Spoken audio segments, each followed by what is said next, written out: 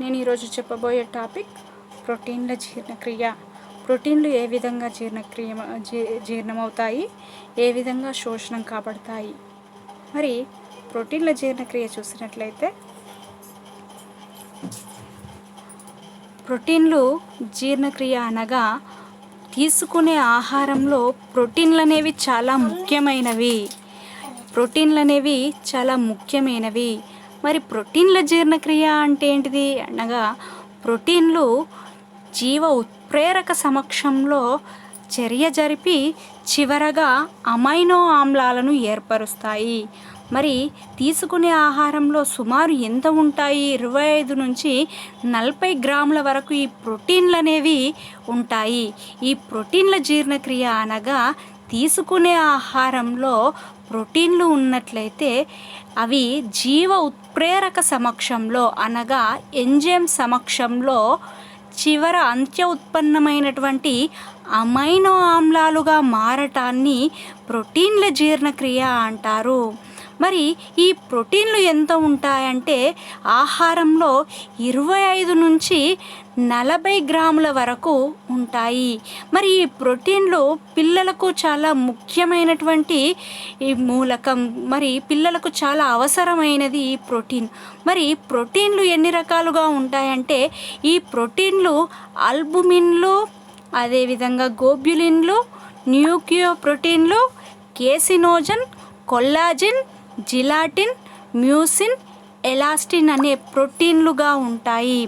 మరి ప్రోటీన్లు అనగానే గుర్తొచ్చేది మనకు వెంటనే అల్బుమిన్లు కావచ్చు, గ్లోబ్యులిన్లు, న్యూక్లియో ప్రోటీన్లు, కేసినోజన్, కొల్లాజిన్, జిలాటిన్, మ్యూసిన్, ఎలాస్టిన్ ఇవన్నీ కూడా ప్రోటీన్లే. ఇవన్నీ కూడా మానవునికి అవసరమైనటువంటి ప్రోటీన్లు. మరి ఈ ప్రోటీన్ల ద్వారానే మానవునికి శక్తి అనేది లభించడం జరుగుతుంది. మరి ప్రోటీన్ల జీర్ణక్రియ జరిగే ప్రదేశాలు ఏంటి అంటే, మరి పేగులో జీర్ణమవుతుంది. ఈ ప్రోటీన్ల జీర్ణక్రియ ప్రక్రియ పేగులో జరుగుతుంది. మరి జీర్ణాశయంలో ప్రోటీన్ల జీర్ణక్రియ కాదు. మరి ప్రోటీన్ల జీర్ణక్రియలో పాల్గొనేటువంటి గ్రంథులు జఠర గ్రంథులు, క్లోమ గ్రంథులు, ఆంత్ర గ్రంథులు. మరి ప్రోటీన్ల జీర్ణక్రియ ప్రదేశం అంటే చిన్న పేగులో ఈ ప్రోటీన్ల జీర్ణక్రియ జరుగుతుంది. మరి ప్రోటీన్ల జీర్ణక్రియ జరిగే ప్రదేశం పేగులో మరి ఎటువంటి గ్రంథులు ఉంటాయి? క్లోమ గ్రంథులు, ఆంత్ర గ్రంథులు అనేవి ఉంటాయి. మరి ఆంత్ర గ్రంథుల సహాయంచే వాటి నుంచి విడుదలైనటువంటి ఎంజైమ్స్ చేత ఈ ప్రోటీన్లు పూర్తిగా శోషణం కాబడతాయి. మరి ప్రోటీన్ల జీర్ణాశయంలో పాల్గొనే గ్రంథులు ఏంటి అంటే జఠర గ్రంథులు, క్లోమ గ్రంథులు, ఆంత్ర గ్రంథులు. జఠర గ్రంథుల నుంచి HCl అనేది విడుదలవుతుంది. క్లోమ గ్రంథి నుంచి క్లోమరసం, ఆంత్ర గ్రంథుల నుంచి ఆంత్రరసం అనేది విడుదలవుతుంది. ఆ గ్రంథుల్లో ఉన్నటువంటి ఎంజైమ్లు ప్రోటీన్ల మీద చర్య జరిపి అంత్య ఉత్పన్నమైనటువంటి అమైనో ఆమ్లాలను ఏర్పరుస్తాయి. మరి ఈ గ్రంథుల నుంచి ఎటువంటి ఎంజైమ్లు విడుదలవుతాయంటే పెప్సిన్, రేనిన్, ట్రిప్సిన్, కైమోట్రిప్సిన్, కార్బాక్సిపెప్టిడేస్, అమైనోపెప్టిడేస్, డైపెప్టిడేస్ అనే ఎంజైమ్లు అనేవి విడుదలవుతాయి. మరి క్లోమ గ్రంథి నుంచి ఆంత్ర గ్రంథి నుంచి ఎటువంటి ఎంజైమ్లు? పెప్సిన్, రేనిన్, ట్రిప్సిన్, కైమోట్రిప్సిన్, కార్బాక్సిపెప్టిడేస్, అమైనోపెప్టిడేస్, డైపెప్టిడేస్ అనే ఎంజైమ్లు అనేవి విడుదలవుతాయి. ఈ విడుదలైన ఎంజైమ్లు ప్రోటీన్ల మీద, తీసుకునే ఆహారంలో ప్రోటీన్లు ఉన్నట్లయితే వాటి మీద చర్య జరిపి చివర అయినటువంటి అంత్య ఉత్పన్నమైనటువంటి అమైనో ఆమ్లాలను ఏర్పరుస్తాయి. మరి వెంటనే అమైనో ఆమ్లాలుగా ఏర్పరుస్తాయా అంటే మరి వెంటనే ఏర్పడవు. ప్రోటీన్లు ప్రోటియోజులుగా మార్పు చెందుతాయి. ఈ ప్రోటియోజులు పెప్టైన్లుగా మారుతాయి. పెప్టైన్లు పాలీపెప్టైడ్లుగాను, పాలీపెప్టైడ్లు డైపెప్టైడ్లుగాను, డైపెప్టైడ్లు అమైనో ఆమ్లాలుగాను మారుతాయి. మరి ఈ ప్రోటీన్లు వెంటనే అమైనో ఆమ్లాలుగా అంటే మారవు. మరి మొదటగా ప్రోటీన్లు ప్రోటియోజులుగా ఏర్పడతాయి, తర్వాత పెప్టైడ్లుగాను, తర్వాత పాలీపెప్టైడ్లుగాను, తర్వాత డైపెప్టైడ్లుగాను, చివరగా అంచె ఉత్పన్నమైనటువంటి అమైనో ఆమ్లాలుగా మారుతాయి. మరి ఏ విధంగా ప్రోటీన్ల జీర్ణక్రియ జరుగుతుంది మరి చూద్దాం. మరి తీసుకునే ఆహారం అనేది ఆస్యకుహరంలోకి పోతుంది. ఆస్యకుహరంలో ఏముంటుంది? లాలాజలం అనేది ఉంటుంది. ఈ లాలాజలంతో పాక్షికంగా నమలబడుతుంది, అంటే పాక్షికంగా ఆహారం అనేది చూర్ణం కాబడుతుంది. మరి ఈ చూర్ణం కాబడిన పాక్షికంగా నమలబడినటువంటి ఆహారం ఆహార వాహిక ద్వారా జీర్ణాశయంలోకి పోతుంది. జీర్ణాశయంలో ఏముంటుంది? జఠర రసం అనేది ఉంటుంది. జఠర రసంలో ఏముంటుంది? HCl ఉంటుంది.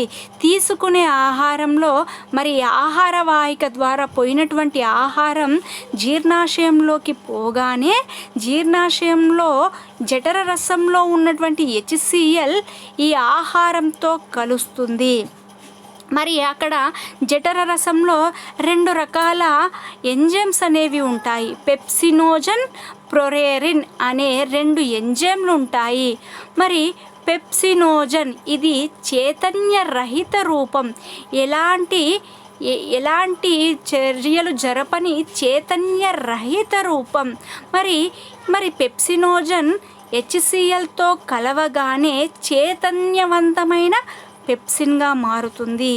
మరి చైతన్య రహితమైనటువంటి పెప్సినోజన్ జఠర రసంలో ఉన్నటువంటి HClతో కలవగానే చైతన్యవంతమైన పెప్సిన్గా మారుతుంది.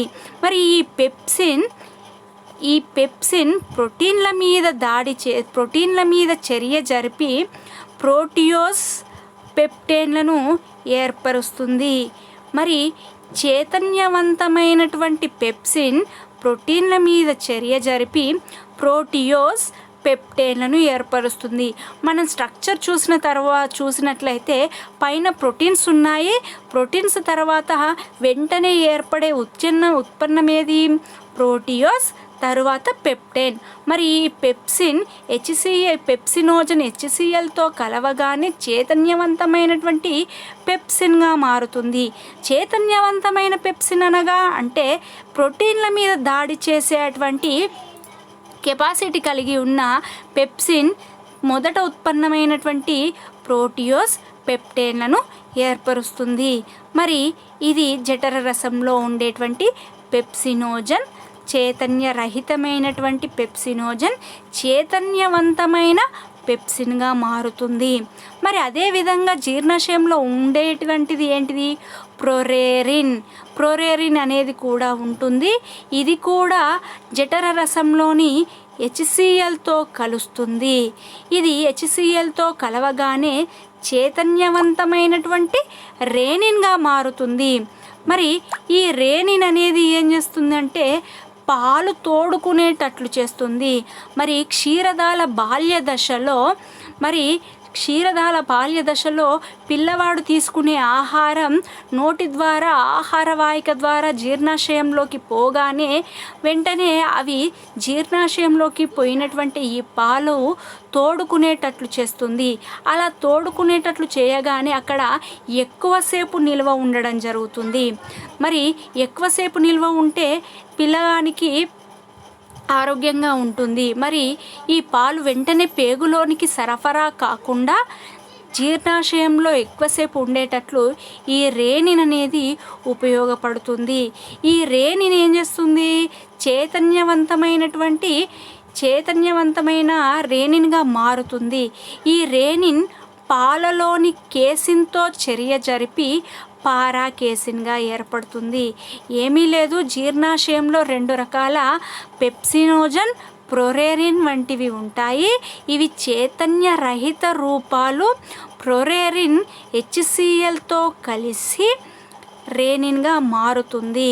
ఈ రేనిన్ ఏం చేస్తుంది? పాలు తోడుకునేటట్లు చేస్తుంది.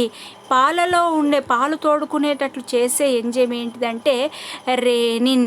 ఈ రేనిన్ పాలలో ఉన్నటువంటి కేసిన్తో పాలలో ఉండేటువంటి ప్రోటీన్ కేసిన్.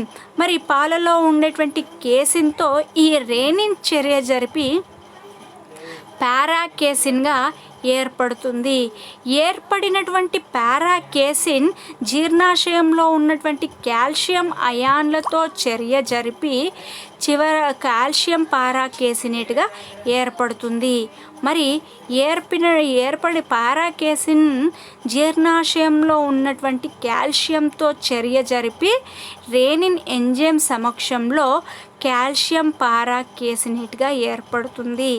ఈ కాల్షియం పారాకేసినేట్ పెప్సిన్తో ఎంజైమ్ సమక్షంలో ప్రోటియోస్ పెప్టైన్లుగా ఏర్పడుతుంది. స్ట్రక్చర్లో చూసినట్లయితే మనకు కనిపిస్తుంది ప్రోటీన్లు మొదటగా ప్రోటియోస్ పెప్టైన్లుగా మారుతుంది. ఇక్కడ కూడా అంతే. కాల్షియం పారాకేసినేట్ పెప్సిన్ ఎంజైమ్ సమక్షంలో ప్రోటియోస్ పెప్టైన్లుగా మారుతుంది. ఇవి జీర్ణాశయంలో ఉండేటువంటి ఎంజైమ్లు. ఇవి చైతన్య రహిత రూపాలు. పెప్సినోజన్ కావచ్చు, ప్రోరేరిన్ కావచ్చు. మరి చైతన్య రహిత రూపాలు ప్రోటీన్లను కొద్ది మొత్తంలో ఏ విధంగా ప్రోటియోజులు పెప్టోజులుగా మార్చాయంటే మరి జఠర రసంలో ఉన్నటువంటి HClతో కలుస్తుంది. కాబట్టి చైతన్య రహిత రూపాలైనటువంటి ఈ పెప్సినోజన్, ప్రోరేరిన్ HClతో కలవగానే చైతన్యవంతమైన పెప్సిన్ రేనిన్గా మారుతుంది. మరొకసారి చూసినట్లయితే మరి జీర్ణాశయంలో ఉండే ఎంజైమ్ పెప్సినోజన్. మరి ఈ పెప్సినోజన్ చైతన్యరహిత రూపం. మరి చైతన్యరహిత రూపమైనటువంటి ఈ పెప్సినోజన్ జఠర రసంలోని HClతో కలవగానే పెప్సిన్గా మారుతుంది. ఈ పెప్సిన్ ప్రోటీన్ల మీద దాడి చేసి ప్రోటియోస్ పెప్టైడ్లుగా ఏర్పరుస్తుంది. మరి ఇది కూడా అంతే. ప్రోరేరిన్ ఇది కూడా జీర్ణాశయంలో ఉండే ఎంజైమ్, చైతన్య రహిత రూపం. మరి HClతో కలవగానే చైతన్యవంతంగా మారుతుంది, రేనిన్గా మారుతుంది. ఈ రేనిన్ ఏం చేస్తుంది? పాలు తోడుకునేటట్లు చేస్తుంది. ఎగ్జాంపుల్, క్షీరదాల బాల్య దశలో తీసుకునే ఫుడ్ ఏంటిది? పాలే. ఆ పాలు ఆహారవాహిక ద్వారా, నోటి ద్వారా, అసకుహరం ద్వారా, ఆహారవాహిక ద్వారా జీర్ణాశయంలోకి పోతుంది. ఈ జీర్ణాశయం తర్వాత ఉండేటువంటి భాగం ఏంటిది? పేగు. వెంటనే పేగులోకి రాకుండా పాలు అనేవి తోడుకునేటట్లు చేసే ఎంజైమ్ రేనిన్. మరి అలా తోడుకునేటట్లు ఎక్కువసేపు నిల్వ ఉండడం వల్ల పిల్లవాడికి ఎక్కువగా ఆకలి కాదు. మరి ఇక్కడ శక్తి అనేది కూడా అందబడడం జరుగుతుంది. ఈ రేనిన్ అనేది ఏం చేస్తుంది? మరి ఈ పాలలో ఉండేటువంటి ప్రోటీన్ అయినటువంటి కేసిన్తో చర్య జరుపుతుంది. పాలలో ఉండేటువంటి ప్రోటీన్ కేసిన్. ఈ కేసిన్ మీద ఈ రేనిన్ అనేది చర్య జరిపి చివరగా పారాకేసిన్గా ఏర్పడుతుంది. ఈ పారాకేసిన్ కాల్షియం ఎక్కడ ఉంటుంది? జీర్ణాశయంలో ఉన్నటువంటి కాల్షియం అయాన్లతో చర్య జరిపి కాల్షియం పారాకేసినేట్గా ఏర్పడుతుంది. ఈ కాల్షియం పారాకేసినేట్ పెప్సిన్ ఎంజైమ్ సమక్షంలో ప్రోటియోస్ పెప్టైన్లుగా మారుతుంది. ఇది కొద్ది మొత్తంలో జీర్ణమవుతుంది. జీర్ణాశయంలో ప్రోటీన్ల జీర్ణక్రియ. మరి జీర్ణాశయం తర్వాత ఉండే భాగం ఏంటిది? చిన్న పేగు. మరి జీర్ణాశయం తర్వాత ఉండేటువంటి భాగం ఏంటిది? చిన్న పేగు. మరి జీర్ణాశయంలో ఉన్నటువంటి ఆహారం చిన్న పేగులోకి పోవడం జరుగుతుంది. చిన్న పేగులో ఎటువంటి రసాలు కలుస్తాయి? క్లోమ గ్రంథి నుంచి క్లోమరసం, ఆంత్రగ్రంథి నుంచి ఆంత్రరసం ఈ చిన్న పేగులోకి రావడం జరుగుతుంది. ఆ రసాలలో ఉన్నటువంటి ఎంజైమ్లు ఈ తీసుకునే ఆహారం మీద చర్య జరిపి చివరైనటువంటి అంత్య ఉత్పన్నాలను, అనగా ప్రోటీన్లు ఏర్పడే అంత్య ఉత్పన్నాలైనటువంటి అమైనో ఆమ్లాలను ఏర్పరుస్తాయి. మరి ఏ విధంగా చర్య జరుపుతుందో ఇప్పుడు చూద్దాం. మరి చిన్న పేగులో ప్రోటీన్ల జీర్ణక్రియ. మరి క్లోమరసం నుంచి ట్రిప్సినోజన్ అనే ఎంజైమ్ అనేది విడుదలవుతుంది. ఇది కూడా చైతన్య రహిత రూపం. మరి క్లోమరసం నుంచి విడుదలైనటువంటి ట్రిప్సినోజన్ ఇది చైతన్యరహిత రూపం. ఇది చైతన్యవంతంగా మారాలి. చైతన్యవంతంగా మారిన తర్వాత ఏం కావాలి? ప్రోటీన్ల మీద చర్య జరపాలి. ప్రోటీన్ల చర్య ఏ విధంగా జరుపుతుంది అంటే, మరి క్లోమరసం నుంచి విడుదలైనటువంటి ట్రిప్సినోజన్ చైతన్యరహితమైనటువంటి ట్రిప్సినోజన్ చైతన్యవంతమైన ఎంటిరోకైనేజ్ ఎంజైమ్ సమక్షంలో చైతన్యవంతమైనటువంటి ట్రిప్సిన్గా మారుతుంది. చైతన్యరహితమైనటువంటి ట్రిప్సినోజన్ ఎంటిరోకైనేజ్ ఎంజైమ్ సమక్షంలో చైతన్యవంతమైన ట్రిప్సిన్గా మారుతుంది. చైతన్యవంతమైంది కాబట్టి ఇప్పుడు ఆటోమేటిక్గా ప్రోటీన్ల మీద దాడి జరుపుతాయి. ప్రోటీన్ల మీద దాడి ఏ విధంగా జరుపుతుంది? ప్రోటీన్లు ట్రిప్సిన్ ఎంజైమ్ సమక్షంలో ప్రోటియోజ్లు పెప్టోన్లుగా ఏర్పడతాయి. మరి ప్రోటీన్ల మీద చర్య జరిపి ఈ ట్రిప్సిన్ ప్రోటీన్ల మీద చర్యలు జరిపి ప్రోటియోస్ పెప్టోన్లను ఏర్పరుస్తుంది. మరి ఈ ప్రోటియోస్ పెప్టోన్లు మళ్ళీ ట్రిప్సిన్ ఎంజైమ్ సమక్షంలో పాలీపెప్టైడ్లను ఏర్పరుస్తుంది. మరి ఈ విధంగా మెల్లిమెల్లిగా చూడండి, ప్రోటియోస్ పెప్టైన్ పాలీపెప్టైడ్ వరకు ఏర్పడింది. ఇక్కడ పాలీపెప్టైడ్ వరకు ఏర్పడింది. ట్రిప్సినోజన్ అనే ఎంజైమ్ సహాయంతో ట్రిప్సిన్గా మారి చైతన్యవంతమైన ట్రిప్సిన్గా మారి పాలీపెప్టైడ్లను ఏర్పరుస్తుంది. ఇది క్లోమరసం నుంచి విడుదలైనటువంటి ఎంజైమ్. తర్వాత కైమోట్రిప్సినోజన్. మరి కైమోట్రిప్సినోజన్ ఏం చేస్తుంది? ఇది కూడా చైతన్య రహిత రూపం. ఇది కూడా క్లోమరసం నుంచి విడుదలైనటువంటి ఎంజైమ్. మరి ఈ కైమోట్రిప్సినోజన్ ట్రిప్సిన్ ఎంజైమ్ సమక్షంలో కైమోట్రిప్సిన్గా మారుతుంది. చైతన్య రహితమైనటువంటి రూపం క్లోమరసం నుంచి ఇది ఏర్పడడం జరుగుతుంది. ఈ కైమోట్రిప్సినోజన్ మళ్ళీ ట్రిప్సిన్ ఎంజైమ్ సమక్షంలో కైమోట్రిప్సిన్గా ఏర్పడుతుంది. ఈ కైమోట్రిప్సిన్గా ఏర్పడుతుంది. మరి ఏర్పడిన మొదటి దశలో ఏర్పడినటువంటి ప్రోటియోజులు పెప్టోన్ల మీద ఈ కైమోట్రిప్సిన్ చర్య జరిపి పాలీపెప్టైడ్లను ఏర్పరుస్తుంది. మరి అక్కడ ఉన్నటువంటి ప్రోటియోస్ పెప్టోన్ల మీద కైమోట్రిప్సిన్ చర్య జరిపి పాలీపెప్టైడ్లను ఏర్పరుస్తుంది. ఇది క్లోమరసం నుంచి విడుదలైన ఇంకొక ఎంజైమ్. మరి చివరగా కార్బాక్సిపెప్టిడేస్. మరి కార్బాక్సిపెప్టిడేస్ కూడా క్లోమరసం నుంచి విడుదలైనటువంటి ఎంజైమ్. మరి ఇది ప్రోటియోజ్ల మీద చర్య జరిపి కార్బాక్సిపెప్టిడేస్ ఎంజైమ్ సమక్షంలో పెప్టైన్లను ఏర్పరుస్తాయి. మరి కార్బాక్సిపెప్టిడేస్ అనేది ఏం చేస్తుంది? ప్రోటియోజ్ల మీద చర్య జరిపి పెప్టోన్లను ఏర్పరుస్తుంది. ఈ పెప్టోన్లు ఏర్పడినటువంటి ఈ పెప్టోన్లు కూడా కార్బాక్సిపెప్టిడేస్ ఎంజైమ్ సమక్షంలో పాలీపెప్టైడ్లను ఏర్పరుస్తుంది. ఈ పాలీపెప్టైడ్లు కూడా మళ్ళీ కార్బాక్సిపెప్టిడేస్ ఎంజైమ్ సమక్షంలో డైపెప్టైడ్ మరియు అమైనో ఆమ్లాలను ఏర్పరుస్తుంది. ఇదంతా కూడా క్లోమరసం నుంచి విడుదలైనటువంటి కార్బాక్సిపెప్టిడేస్ సహాయం చేత డైపెప్టైడ్లు అమైనో ఆమ్లాలు ఏర్పడ్డాయి. మరి ఆంత్రరసం నుంచి అమైనోపెప్టిడేస్ అనేది ఏర్పడుతుంది. మరి ఈ విధంగా ఏర్పడినటువంటి పాలీపెప్టైడు ఆంత్రరసం నుంచి అమైనోపెప్టిడేస్ అనేది విడుదలవుతుంది. ఈ అమైనోపెప్టిడేస్ డైపెప్టైడ్ల మీద చర్యలు జరిపి చివరగా అమైనో ఆమ్లాలను ఏర్పరుస్తుంది. పాలీపెప్టైడ్ ఆంత్రరసం నుంచి అమైనోపెప్టిడేస్ అనేది విడుదలవుతుంది. ఈ అమైనోపెప్టిడేస్ పాలీపెప్టైడ్ల మీద చర్య జరిపి డైపెప్టైడ్ అమైనో ఆమ్లాలను ఏర్పరుస్తుంది. డైపెప్టిడేస్ ఎంజైమ్ సమక్షంలో అమైనో ఆమ్లాలను ఏర్పరుస్తుంది. మరి ఈ విధంగా ప్రోటీన్లు అనేవి వెంటనే జీర్ణం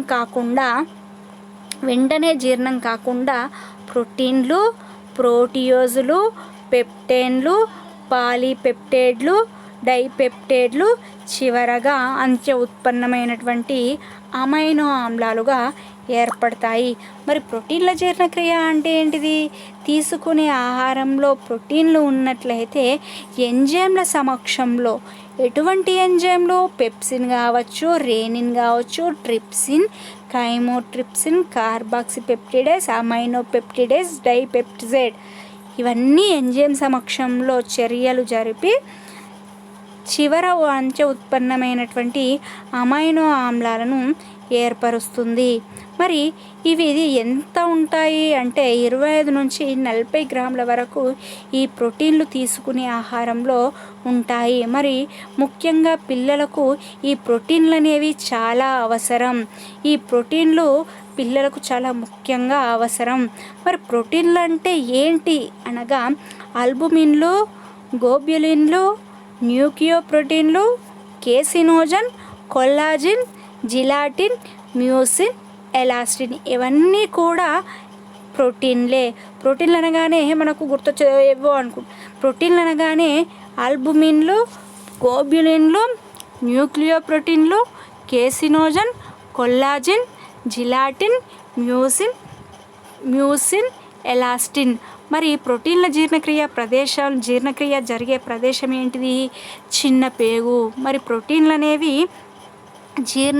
జీర్ణమైనటువంటి ప్రదేశం పేగు. మరి ప్రోటీన్ల జీర్ణక్రియలో పాల్గొనేటువంటి గ్రంథులు జఠర గ్రంథి కావచ్చు, క్లోమ గ్రంథి, ఆంత్ర గ్రంథి. వాటి నుంచి విడుదలైనటువంటి ఎంజైమ్లు అనేవి ఈ ప్రోటీన్ల మీద చర్య జరపడం జరుగుతుంది. మరి ప్రోటీన్లు వెంటనే అమైనో ఆమ్లాలుగా మారుతాయా అంటే ప్రోటీన్లు ప్రోటియోజులుగా మారుతాయి. మొదట ఏర్పడే ఉత్పన్నం ప్రోటియోస్.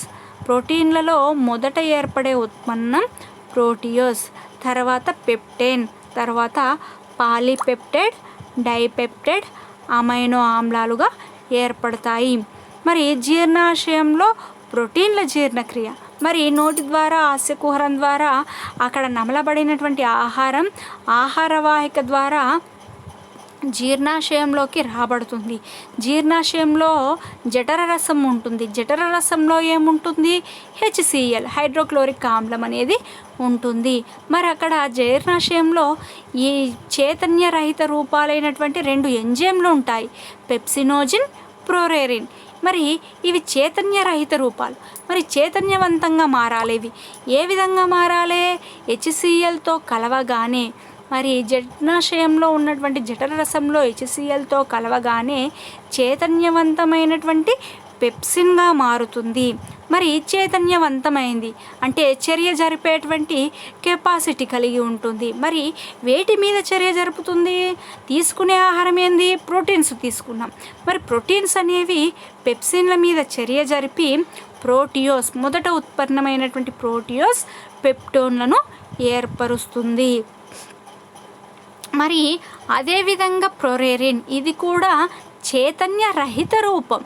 మరి ఇది చైతన్యవంతంగా మారాలి. మరి జఠర రసంలో, జీర్ణాశయంలో ఉన్నటువంటి జఠర రసంలో HClతో కలవగానే, అనగా హైడ్రోక్లోరిక్ ఆమ్లంతో కలవగానే రేనిన్గా మారుతుంది. ఈ రేనిన్ ఏం చేస్తుంది? పాలు తోడుకునేటట్లు చేస్తుంది. పాలలో ఉండేటువంటి ప్రోటీన్ ఏంటిది? కేసిన్. ఈ కేసిన్ మీద ఈ రేనిన్ అనేది చర్య జరుపుతుంది. తద్వారా పారాకేసిన్గా ఏర్పడుతుంది. ఈ పారాకేసిన్ ఏం చేస్తుంది? అక్కడ ఉన్నటువంటి జీర్ణాశయంలో మూలకమైనటువంటి కాల్షియం మూలకంతో చర్య జరిపి రేనిన్ ఎంజైమ్ సమక్షంలో పారాకేసినేట్గా మారుతుంది. ఈ పారాకేసినేట్ కాల్షియం పారాకేసినేట్గా మారుతుంది. ఈ కాల్షియం పారాకేసినేట్ పెప్సిన్ ఎంజైమ్ సమక్షంలో మొదట ఉత్పన్నమైనటువంటి మళ్ళీ ప్రోటియోస్ పెప్టైన్లను ఏర్పరుస్తుంది. మరి ఇదంతా కూడా జీర్ణాశయంలో. మరి ఈ ప్రోటీన్లు జీర్ణమయ్యే ప్రదేశం ఏంటిది అనుకున్నాం? పేగు, మరి చిన్న పేగులో పూర్తిగా జీర్ణం అవుతుంది. ఏ విధంగా జీర్ణం అవుతుంది? అక్కడ క్లోమగ్రంథి నుంచి క్లోమరసం విడుదలవుతుంది, ఆంత్రగ్రంథి నుంచి ఆంత్రరసం అనేది విడుదల కావాలి. మరి క్లోమగ్రంథి నుంచి క్లోమరసం అనేది విడుదలవుతుంది. క్లోమరసంలో ట్రిప్సినోజన్ అనే ఎంజైమ్ ఉంటుంది. ఇది కూడా చైతన్య రహిత రూపం. మరి ఇది చైతన్యవంతంగా మారాలి. మరి ఏ విధంగా? ఎంటెరోకైనేస్ ఎంజైమ్ సమక్షంలో చైతన్యవంతమైన ట్రిప్సిన్గా మారుతుంది. ఈ ట్రిప్సిన్ చైతన్యవంతమైనటువంటి ట్రిప్సిన్గా మారగానే ప్రోటీన్ల మీద చర్య జరిపి ప్రోటియోస్ పెప్టోన్లను ఏర్పరుస్తుంది. ఈ ప్రోటియోస్ పెప్టోన్లు మళ్ళీ ట్రిప్సిన్ ఎంజైమ్ సమక్షంలో పాలీపెప్టైడ్లను ఏర్పరుస్తుంది. అదేవిధంగా మళ్ళీ క్లోమరసంలో ఉండే ఎక్కువ ఎంజైమ్ ఏంటిది? కైమోట్రిప్సినోజన్. మరి కైమోట్రిప్సినోజన్ కూడా క్లోమరసం నుంచి విడుదలైనటువంటి చైతన్య రహిత రూపం. మరి ఇది ట్రిప్సిన్ ఎంజైమ్ సమక్షంలో కైమోట్రిప్సిన్ అయినటువంటి చైతన్యవంతమైనటువంటి రూపంగా మారుతుంది. మరి ఈ కైమోట్రిప్సిన్ మొదటగా ఏర్పడినటువంటి ప్రోటియోజులు పెప్టోడ్ల మీద చర్య జరిపి పాలీపెప్టైడ్లను ఏర్పరుస్తుంది. ఈ పాలీపెప్టైడ్లను ఏర్పరుస్తుంది. మరి కార్బాక్సిపెప్టిడేస్ కూడా ఇది క్లోమగ్రంథి నుంచి విడుదలైనటువంటి చైతన్యరహిత రూపం. మరి కార్బాక్సిపెప్టిడేస్ ఏమేం చేస్తుంది? అక్కడ ఏర్పడినటువంటి ప్రోటియోజ్ల మీద చర్యలు జరిపి పెప్టైన్లను ఏర్పరుస్తుంది. ప్రోటియోసులు కార్బాక్సిపెప్టిడేస్ ఎంజైమ్ సమక్షంలో పెప్టోన్లను ఏర్పరుస్తుంది. పెప్టోన్లు కూడా కార్బాక్సిపెప్టిడేస్ ఎంజైమ్ సమక్షంలో పాలీపెప్టైడ్లను ఏర్పరుస్తుంది. ఈ పాలీపెప్టైడ్లు కూడా మళ్ళీ కార్బాక్సిపెప్టిడేస్ ఎంజైమ్ సమక్షంలో డైపెప్టైడ్లు అమైనో ఆమ్లాలను ఏర్పరుస్తుంది. మరి ఇదంతా క్లోమరసం నుంచి విడుదలైనటువంటి ఈ ఎంజైమ్లు ఏంటిది? ట్రిప్సినోజన్ కావచ్చు, కైమోట్రిప్సినోజన్ కావచ్చు, కార్బాక్సిపెప్టిడేస్ కావచ్చు. మరి ఆంధ్రరసం నుంచి విడుదలైనటువంటి ఎంజైమ్ ఏంటిది? అమైనోపెప్టిడేస్. ఇది కూడా ఏంటిది? అక్కడ ఉన్నటువంటి ప్రోటీన్లు పాలీపెప్టైడ్ల మీద చర్య జరిపి డైపెప్టైడ్ అమైనో ఆమ్లాలను ఏర్పరుస్తుంది. మరి ఈ డైపెప్టైడ్లు ఏర్పడిన తర్వాత డైపెప్టిడేస్ ఎంజైమ్ సమక్షంలో అంచె ఉత్పన్నమైనటువంటి అమైనో ఆమ్లాలను ఏర్పరుస్తుంది. ఈ విధంగా ప్రోటీన్ల జీర్ణక్రియలో ఏర్పడే అంచె ఉత్పన్నం అమైనో ఆమ్లం. నెక్స్ట్ చెప్పబోయే టాపిక్ జీర్ణమైనటువంటి ఆహార పదార్థాల శోషణ. ఇందాక చెప్పుకున్నాం, ముందు క్లాస్లో కార్బోహైడ్రేట్ల జీర్ణక్రియ చూసాం, అదేవిధంగా లిపిడ్ల జీర్ణక్రియ చూసాం, ముందు ప్రోటీన్ల జీర్ణక్రియ చూసాం. మరి బాగానే ఉంది. కార్బోహైడ్రేట్లు గ్లూకోజులుగాను ఏర్పడుతుంది, ప్రోటీన్లు అమైనో ఆమ్లాలుగాను, లిపిడ్లు గ్లిజరాల్ ఫ్యాటీ ఆమ్లాలుగాను ఏర్పడుతుంది. ఏర్పడిన తర్వాత ఇవి ఎక్కడికి వెళ్తాయి, ఎక్కడ సరఫరా కాబడతాయి అంటే శోషణం కాబడుతుంది. మరి ఏ విధంగా శోషణం అంటే ఏంటిది? మరి ఈ కార్బోహైడ్రేట్లు, ప్రోటీన్లు, లిపిడ్ల జీర్ణక్రియలో ఏర్పడినటువంటి అంచె ఉత్పన్నాలు పేగు కుడ్యం ద్వారా రక్తంలోకి వ్యాపనం చెందబడతాయి, అంటే ఇమిడిపోవడం జరుగుతాయి, శక్తి అనేది లభించడం జరుగుతుంది.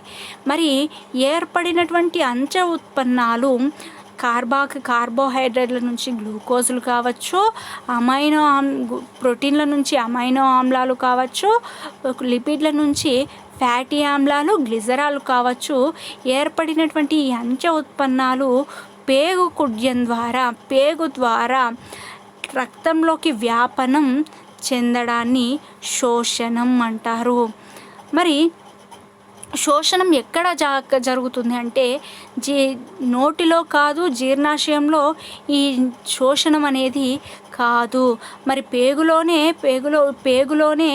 ఈ శోషణం అనేది జరుగుతుంది. మరి జీర్ణాశయంలో ఎటువంటి శోషణం కాబడుతుందంటే నీరు, ఆల్కహాల్, లవణాలు, ఔషధాలు వంటి లవణాలన్నీ కూడా శోషణం కాబడతాయి.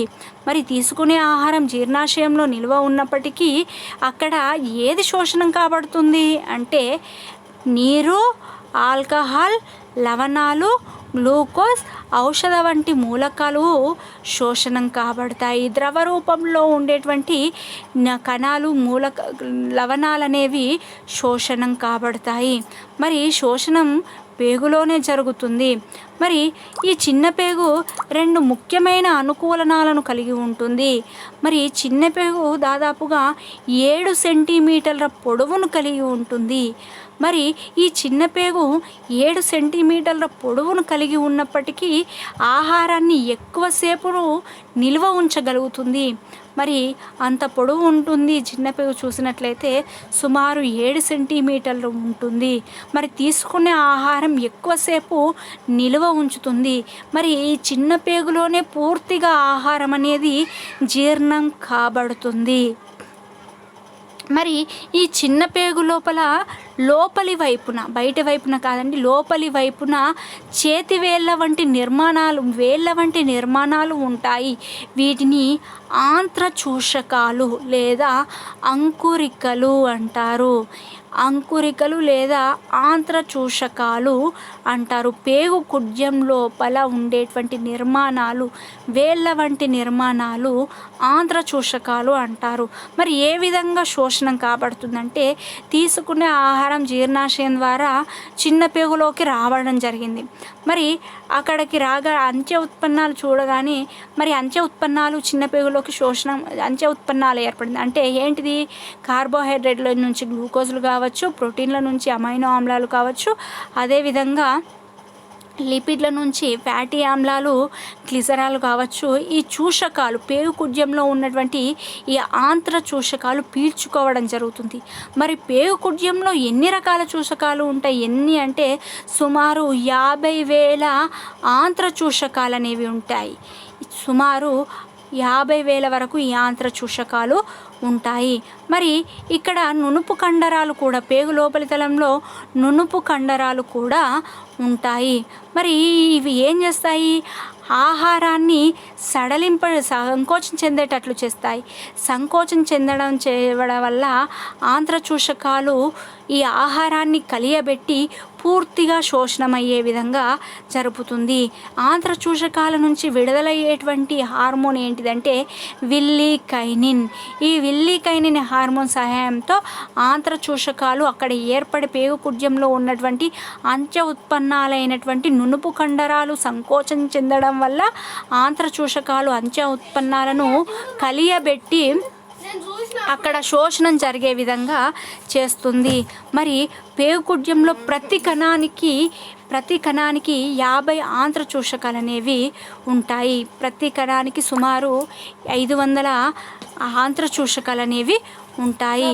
మరి చిన్న పేగు తర్వాత పెద్ద పేగు, చిన్న పేగు తర్వాత ఉండేది పెద్ద పేగు. మరి పెద్ద పేగులో ఎటువంటి ఆహారం జీర్ణం కాబడదా అంటే ఇక్కడ నీరు, లవణాలు, గ్లూకోజ్, ఆల్కహాల్ వంటివి ఇక్కడ శోషణం కాబడతాయి. నీరు, లవణాలు, గ్లూకోజ్, ఆల్కహాల్ వంటివి ఇక్కడ శోషణం కాబడతాయి. మరి శోషణ ప్రక్రియ అనేది ఏ పద్ధతిలో జరుగుతుందంటే నిష్క్రియ పద్ధతిలో, ద్రవాభిసరణ సక్రియ పద్ధతిలో జరుగుతుంది. శోషణం అనేది నిష్క్రియ పద్ధతిలో, ద్రవాభిసరణ అనేది సక్రియ పద్ధతిలో రవ వ్యాపనం కాబడుతుంది. మరి శోషణం ఏ విధంగా జరుగుతుంది? కార్బోహైడ్రేట్ల శోషణ, ప్రోటీన్ల శోషణ, లిపిడ్ల శోషణ. కార్బోహైడ్రేట్లలో ఏర్పడే అంచె ఉత్పన్నాలు ఏమనుకున్నాం? గ్లూకోజ్ ఎగ్జోకైనేజ్ ఎంజైమ్ సమక్షంలో గ్లూకోజ్ 6-ఫాస్ఫేట్గా ఏర్పడుతుంది. ప్రోటీన్లు అమైనో ఆమ్లాలుగా ఏర్పడుతుంది. లిపిడ్లు ఫ్యాటీ ఆమ్లాలు, గ్లిజరాల్గా ఏర్పడుతుంది. మరి శోషణ అనేది ఈ విధంగా జరుగుతుంది. ఏమీ లేదు, శోషణ చూసినట్లయితే చిన్న పేగులో జరుగుతుంది. పూర్తిగా ఇక్కడ శోషణం కాబడుతుంది. పేగు కుడ్యంలో వేళ్ళ వంటి నిర్మాణాలు ఉంటాయి. ఈ ఆహారాన్ని పూర్తిగా కలియబెట్టి శోషణం అయ్యే విధంగా జరుగుతుంది.